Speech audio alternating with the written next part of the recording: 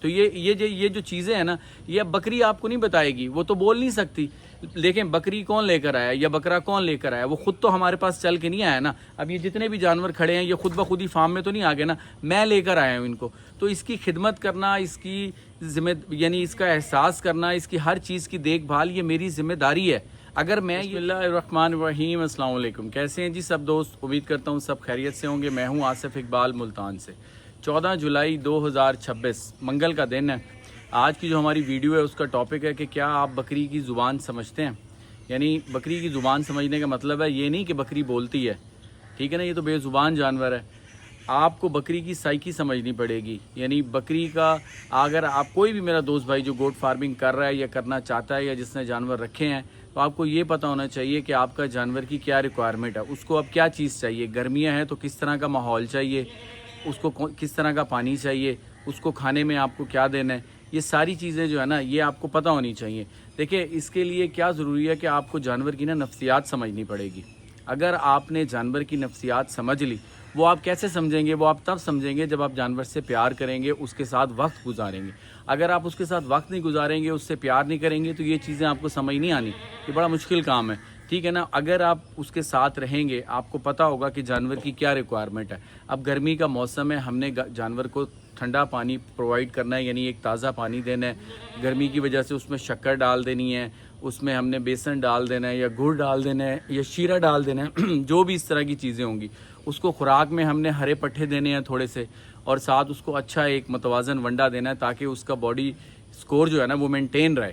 تو یہ سب چیزیں آپ کو کب سمجھ آئیں گی؟ جب آپ جانور کی نفسیات کو سمجھیں گے. یعنی آپ کو جانور کی شکل دیکھ کے پتہ چل جانا چاہیے کہ بھئی اب جانور سٹریس میں کھڑا ہوا ہے یا جانور جو ہے نا کیا کہتے ہیں پریشان ہے. اچھا ابھی اتفاق ہوا، میں کچھ دن کے لیے نا ناردرن ایریاز میں گیا تھا، تو ایبٹ آباد میں ہم گئے ہیں. وہاں پہ جو جانور ہم نے دیکھا ہے نا ماشاءاللہ اتنا زبردست ہیلدی، اور کیا وہاں پہ ایٹماسفیئر تھا، اور جانور بھی اتنا ہیلدی. اور میرا نہیں خیال، میری کسی سے ملاقات تو نہیں ہو سکی چرواہے میں کیونکہ جانور وہاں پہ کھلے پھر رہے تھے، لیکن جانوروں کو دیکھ کے دل خوش ہو گیا.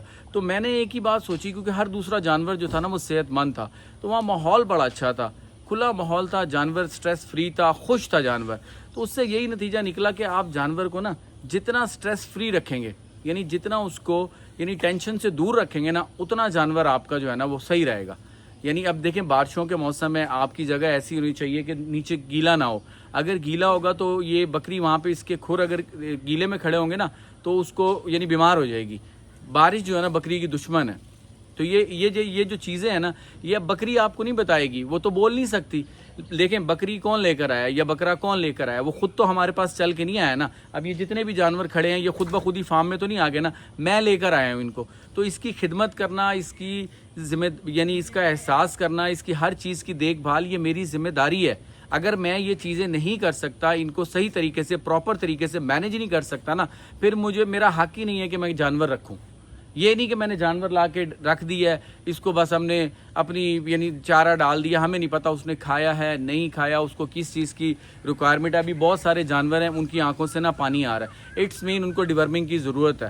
یہ چیزیں کس نے دیکھنی ہے؟ یہ ایک فارمر نے ہی دیکھنی ہے جس نے جانور رکھے ہوئے ہیں. یہ کوئی اور نہیں کرے گا. یہ جو بندے آپ نے رکھے ہیں، ابھی کتنے دن ہو گئے، آج میں 4-5 دن بعد آیا ہوں، تو یہ بندے جو تھے ان کو نہیں پتا کہ بھئی کیا پرابلمس چل رہی ہیں کیا نہیں ہیں. وہ تو اپنا کام کر رہے ہیں، وہ بھئی انہوں نے چارہ ڈالتے رہے، پانی ڈال دیتے ہیں اور کام ختم ہو گیا، ٹھیک ہے نا. یہ سب چیزیں وہ کرے گا جس نے یہ جانور رکھے ہوئے ہیں، یہ جس کا شوق ہے. اور یہ چیزیں آپ کو آہستہ آہستہ سمجھ آ جائیں گی. دیکھیں جو نیا بندہ بھی ہے جو گوٹ فارمنگ کرنا چاہتا ہے یا جانور رکھنا چاہتا ہے، آپ کی کوشش اور آپ کا اس میں شرط یہ ہے کہ آپ کو شوق ہونا چاہیے. یعنی آپ کو جانور سے پیار ہونا چاہیے. جب آپ کو جانور سے پیار ہوگا نا، آپ کو ساری چیزیں سمجھ آنا شروع ہو جائیں گی. یہ آپ کو بتا دے گا جانور کہ بھئی آپ میرے کو یہ پرابلم ہے.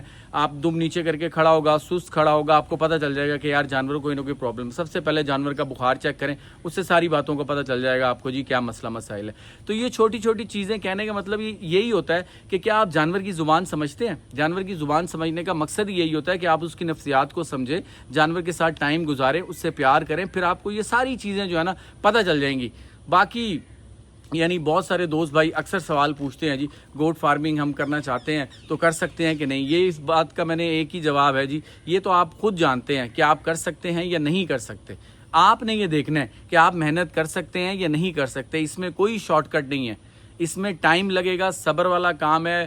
बाबरकत काम है, मल्टीप्लाई होता है, जमा नहीं होता, बहुत यानी इसमें बरकत है। लेकिन मेहनत भी उतनी है, जितनी आपकी मेहनत होगी उतना ही अल्लाह ताला आपको रिवार्ड देंगे, ठीक है ना। तो ये एक छोटी सी वीडियो थी, काफ़ी दिनों बाद मेरे दिमाग में ना एक ख्याल आया जानवर देख के। जितना कोशिश करना है आपने जानवर को ना खुश रखना है, स्ट्रेस फ्री रखना है उसको। आप उसको कुछ भी खिलाएंगे जानवर को लगेगा, आपको समझ आनी चाहिए कि यार जानवर मेरा खुश है, अब यानी इसको किसी चीज़ की ज़रूरत है, फ़ौरन उसका यानी वो करना है आपने। यानी अगर जानवर को किसी भी चीज़ की रिक्वायरमेंट है, ये सारी छोटी छोटी चीज़ें अगर आप मैनेज करेंगे ना, आप देखिएगा कि गोट फार्मिंग कितनी आसान हो जाएगी। कोई मुश्किल काम नहीं है। देखें, आपका शौक है ना तो फिर आप करेंगे, यानी जिसको शौक होगा वो करेगा, जिसको शौक नहीं होगा तो फिर वो मसले मसाइल होंगे उसके लिए। तो ये एक छोटी सी वीडियो थी, उम्मीद है कोई बात समझाने की आपको कोशिश की है, आपको समझ आई होगी। मुझे इजाज़त दें, दुआओं में याद रखिएगा। नेक्स्ट इस वीडियो में हाजिर होंगे। अस्सलाम वालेकुम।